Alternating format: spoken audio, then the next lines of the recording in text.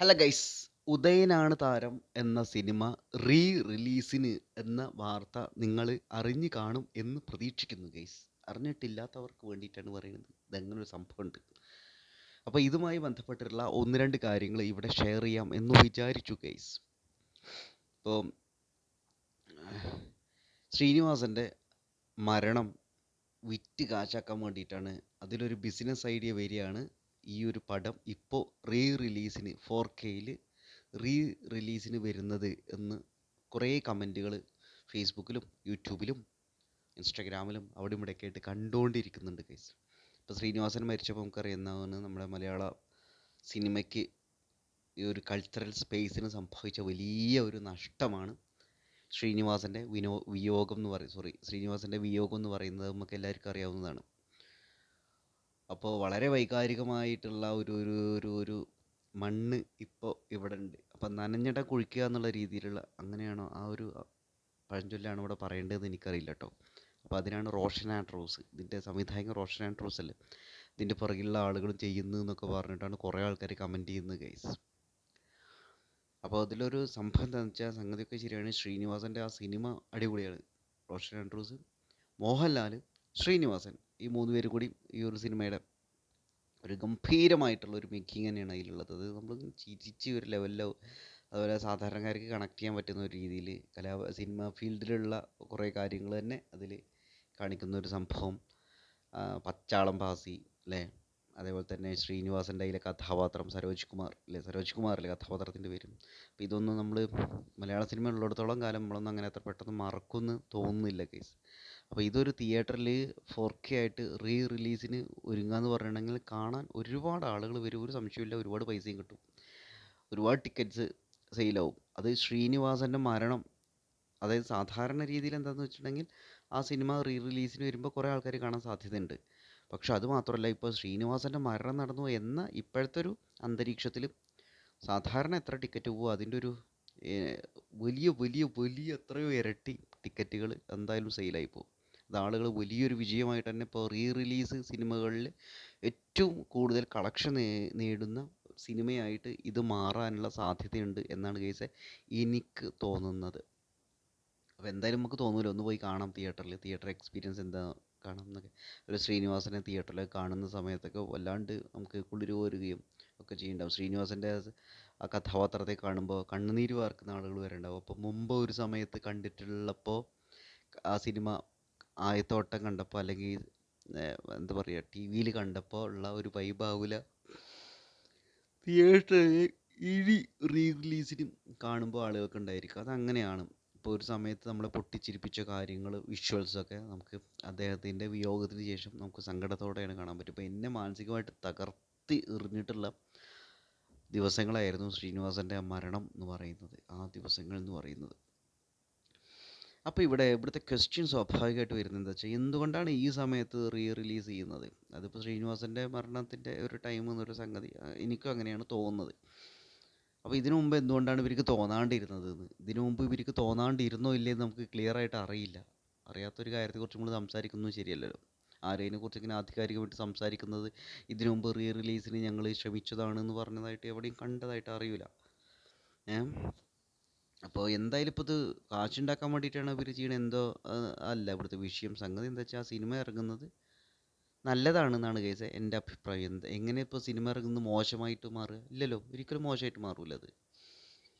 പിന്നെ ഇതിൻ്റെ ഒരു ബിസിനസ് വശം അവർ എക്സ്പ്ലോയിറ്റ് ചെയ്യാൻ അല്ലെങ്കിൽ എക്സ്പ്ലോർ ചെയ്യാൻ ശ്രമിക്കുന്നുണ്ടെങ്കിൽ നമുക്കതിനെ നെഗറ്റീവായിട്ട് കാണാനും പറ്റില്ല. കാരണം ഇത് സിനിമ ഫീൽഡിലുള്ള ആളുകൾ, അവർ ഒരുപാട് കഷ്ടപ്പെട്ടിട്ടല്ലേ സിനിമ ചെയ്തിട്ടുണ്ടായിരിക്കുക. പിന്നെ ശ്രീനിവാസൻ്റെ ഓർമ്മകൾ ഒന്നുകൂടി പുതുക്കാനുള്ള ഒരു സംഗതി, ഒരു അവസരമായിട്ട് നമുക്ക് ഈ ഒരു കാര്യത്തെ മാറ്റാം എന്നൊക്കെ അവർ വിചാരിച്ചിട്ടുണ്ടായിരിക്കാം.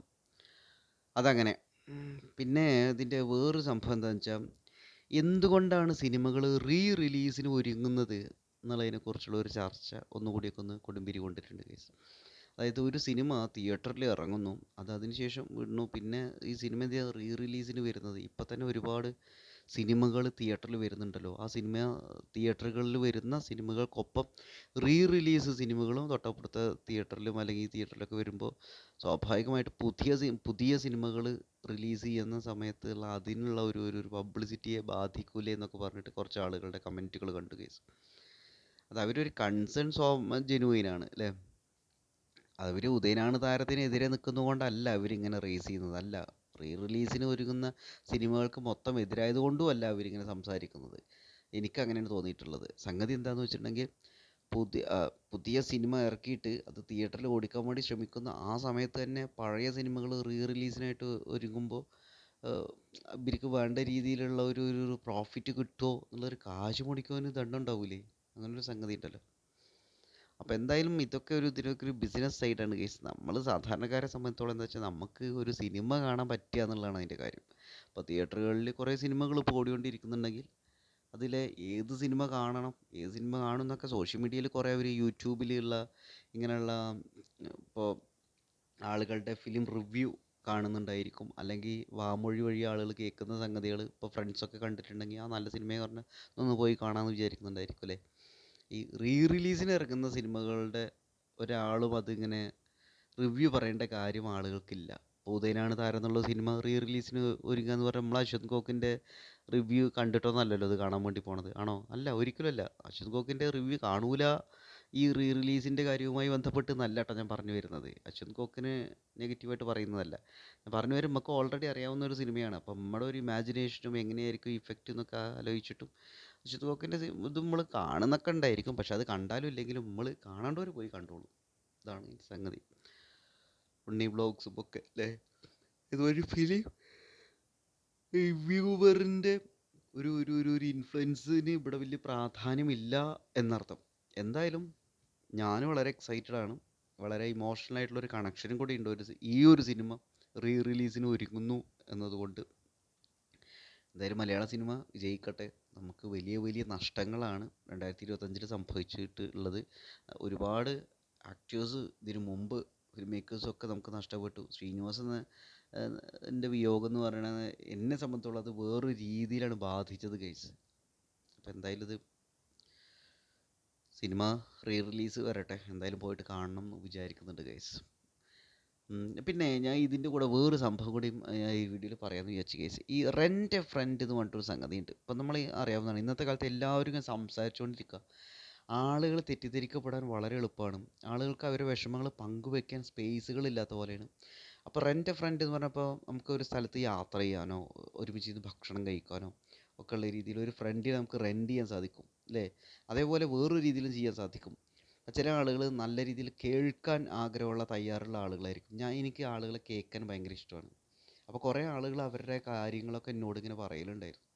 അപ്പോൾ ഞാൻ ആലോചിച്ചു എന്തുകൊണ്ട് ഇത് സീരിയസ് ആയിട്ട് എടുത്തുകൂടാന്ന്. വെറുതെ നമ്മുടെ സമയം കളഞ്ഞിട്ട് കാര്യമില്ലല്ലോ. അതുമല്ല നമുക്കിത് ഇഷ്ടമാണ് ആളുകളെ കേൾക്കാനും ഒക്കെ. അപ്പോൾ ഞാൻ ആലോചിച്ച് എന്നാൽ സീരിയസ് ആയിട്ട് ചെയ്യാം.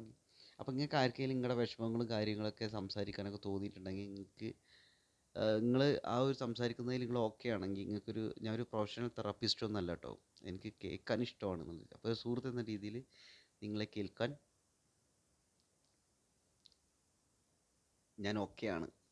ഞാൻ ഓക്കെ ആണെന്നല്ല, ഞാൻ മെസ്സേജ് ചെയ്യുന്നിടയ്ക്ക് വന്നപ്പോൾ നോട്ടിഫിക്കേഷൻ വന്നപ്പോൾ ഞാൻ അതിൻ്റെ റിലേ മാറിപ്പോയി. അപ്പോൾ അവിടെ പറഞ്ഞു വന്നത് എന്താണ്, നിങ്ങൾക്ക് അങ്ങനെയുള്ള ഒരു അവസ്ഥയ്ക്ക് നിങ്ങൾക്ക് എൻ്റെ സബ്സ്ക്രൈബേഴ്സിന് ആർക്കെങ്കിലും ഉണ്ടാവുകയാണെങ്കിൽ എൻ്റെ കോൺടാക്ട് നമ്പർ അവിടെ കൊടുത്തിട്ടുണ്ട് ഗൈസ്, ഒന്ന് മെസ്സേജ് അയക്കുക. ഓക്കെ ഓക്കെ അല്ലെങ്കിൽ അവിടെ മെയിൽ ഐ ഡി ഉണ്ട്, ആ മെയിൽ ഐ ഡിയിലൊന്ന് മെസ്സേജ് അയക്കുക, എന്തെങ്കിലുമൊക്കെ ചെയ്യുക. അപ്പോൾ എന്താ കാര്യം മെയിൽ ചെയ്യുക, അപ്പോൾ നമുക്ക് അങ്ങനെ കോൺടാക്ട് ചെയ്യാം ഗൈസ്. അപ്പോൾ ഈ റെൻ്റ് എ ഫ്രണ്ട് എന്ന സംഭവം കേരളത്തിൽ അത്രയും കൂടെ ആയിട്ടില്ല.